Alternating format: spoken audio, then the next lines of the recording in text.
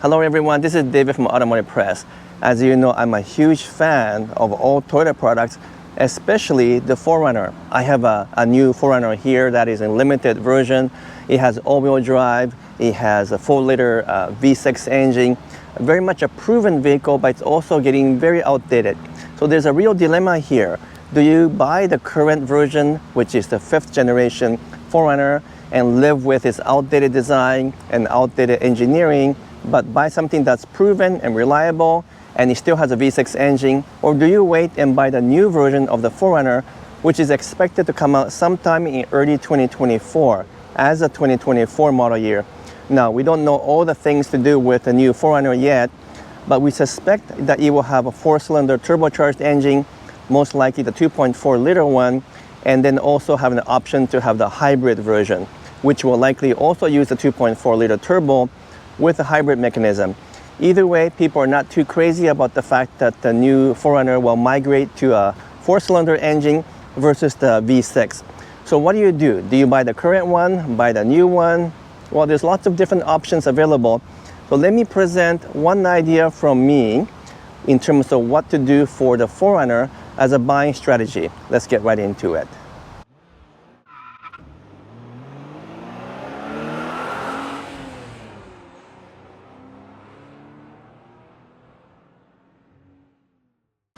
Welcome back. So this is my beloved 4Runner in the limited format, which is the only 4Runner that has the all-wheel drive.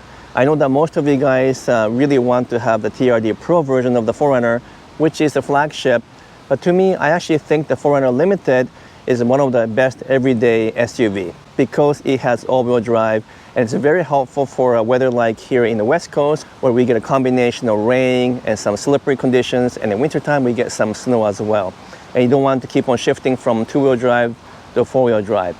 I have owned the TRD Pro version of the 4Runner as well, and honestly, I actually like the Limited better. But regardless of the model you decide to choose, what is so attractive about the current 4Runner? Yes, it is getting a little bit dated, but it has aged well. It has the traditional Toyota look, which I think is one of the best designs out there still. Very chunky and very classic looking. It's got heavy metal, almost everything is steel, not aluminum, which isn't necessarily better in terms of engineering because they're heavier, but in accident or crash situation, metal always trumpets aluminum. Also, because it's body on frame, it does ride a little bit high, but lots of room in the back. And yes, we still get the roll down rear window, which many of you guys said you really find it important. But in the new version of the 4Runner, which is a 6th generation, I predict and suspect that that will go away because they took it away from Sequoia, and in terms of engineering and cost reduction and aerodynamic efficiency, and even for safety reasons, it's better not to have it. So most likely it's going to go away. So another reason to buy the current 4Runner if you use the rear window often, because it does open all the way to the bottom, and if you have a dog or a pet, it's something that's useful. I still think it's a safety concern in terms of the exhaust coming in, and then there's a turbulence that's built in, it gets sucked into the cabin. So even if you open the front windows, there is a potential of carbon monoxide poisoning. But having said all that, what do you do in terms of buying the current 4Runner versus waiting for a new one? Well, my suggestion is actually to do both. What do I mean by that? Well, we think that the new 6th generation 4Runner will come out sometime in early 2024. So let's assume for a moment, end of 2023, they make announcement about the new 4Runner, and it begins to show up in the dealership, let's say March or even April of 2024. Now, if you really want to buy one, but you didn't put a deposit, you probably won't get it until the fall of that year because there's going to be a long wait list for a new 4Runner, despite the fact that it's moving to a 4-cylinder engine. So most likely you won't be able to buy a new 4Runner until September, October of the 2024 calendar year, to be very realistic and to be practical. So you've got potentially good 2 to 2.5 years before you can get hold of the new 6th generation version. So my suggestion is something I mentioned before in my previous videos, which is to go ahead and buy the 5th generation 4Runner. Go ahead and buy the current model because most likely you got nothing to lose.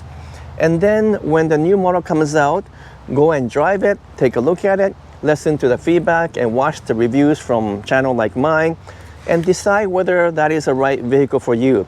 If you decided you still want the new version of 4Runner, well, you would have kept this current version for about 2 years, so you would have had a really good use of the 4Runner, and because it's a beloved 4Runner, it will keep its resale value very well even when the new one comes up. So after reviewing the new model, you can decide, yes, I want to upgrade to the new model, in which case trade the current 2022 or 2023 4Runner and then buy the new one, or no, I don't like it after all, I'll keep it. Well, you got nothing to lose. Now, what you have to remember is that if you decide to buy the current version of the 4Runner, you can't just go in and buy it, because there's also a waiting list for the current generation 4Runner.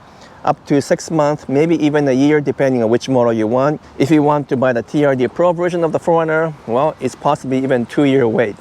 But assuming that you're okay with the TRD off-road or limited version, which is easier to get, you still have to put a deposit now and likely wait 6 months to a year. So let's summarize the buying strategy.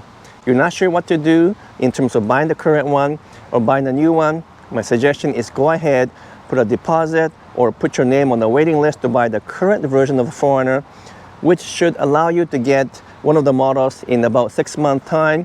So that will make it roughly end of this year. By that time, you'll be a 2023 model year, likely the last year for the current version. Go ahead and buy that one. Keep it for 1.5 years, maybe 2 years. And then when the new one comes out, compare your version, which is the current generation, and compare the new version and decide for yourself which one you like better. In fact, you can take the current 4Runner that you own, take it to a dealership, and hopefully they'll have a demo model by that time for the new version, and drive it back to back, and then figure out for yourself which is the one that's more suited for you.